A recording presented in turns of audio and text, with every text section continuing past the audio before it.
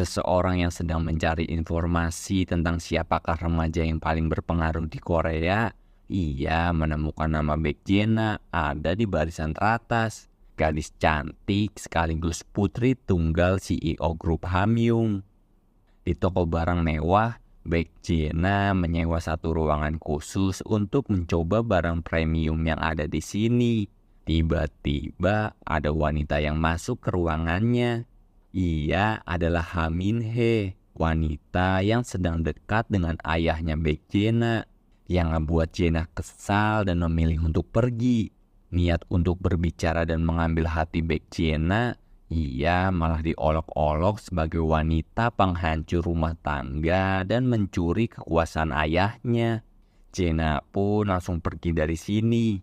Setelah pembicaraan itu, sang ayah pun menelpon ingin berbicara dengan Jena. Namun, ia tetap mengabaikannya dan memilih untuk pergi menyendiri.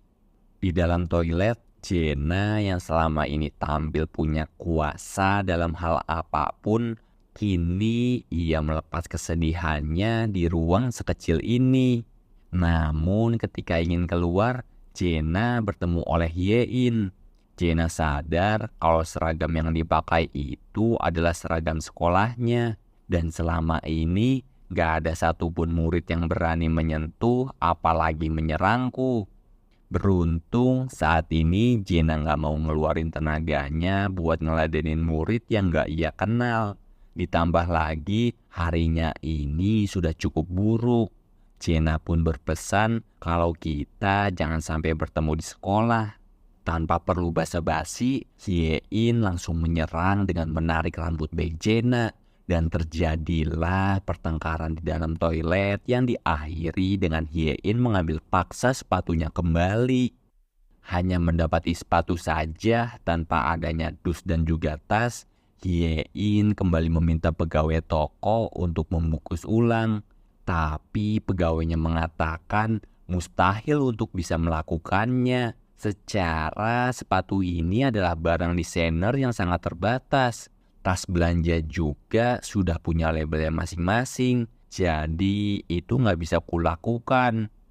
Sambil membawa sepatu puluhan juta dengan plastik warung Madura, ia tetap bersyukur karena ini adalah sepatu mewah pertamaku.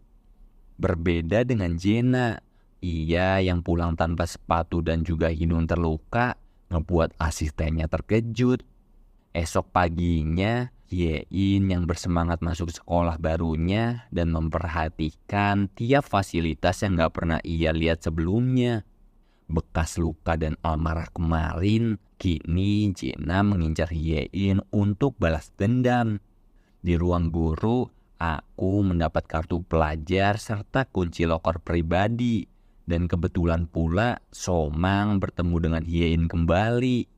Sebagai siswa sukarelawan, ia mengajak Yein untuk tahu cerita tentang sekolah ini. Tapi Yein menolak. Kemudian tiba-tiba Doyeon datang melarangnya supaya gak memaksa Yein ikut dengannya. Somang yang lebih tahu dua orang ini sadar betapa bedanya status sosial mereka. Kembali mengajak kedua kalinya, namun Somang kini ditolak lagi. Setelah itu, Yein pun pergi bersama Doyeon yang belum ia kenal. Hal itu yang ngebuat Somang makin tertarik dengan gadis pembawa ember. Di taman belakang sekolah, Doyeon mengenalkan dirinya serta menawarkan jikalau Yein minta bantuan, hubungi saja dirinya. Layaknya pria misterius, setelah bertukar kontak, ia pun pergi begitu saja. Di dalam sekolah, murid lain semuanya menatap sinis kepadaku. Dan gak sengaja, aku disenggol oleh wanita. Seperti dejavu kejadian kemarin. Sesampainya di loker milikku, aku melihat sepatuku lengkap dengan dus pembungkus bertuliskan "Selamat datang di neraka".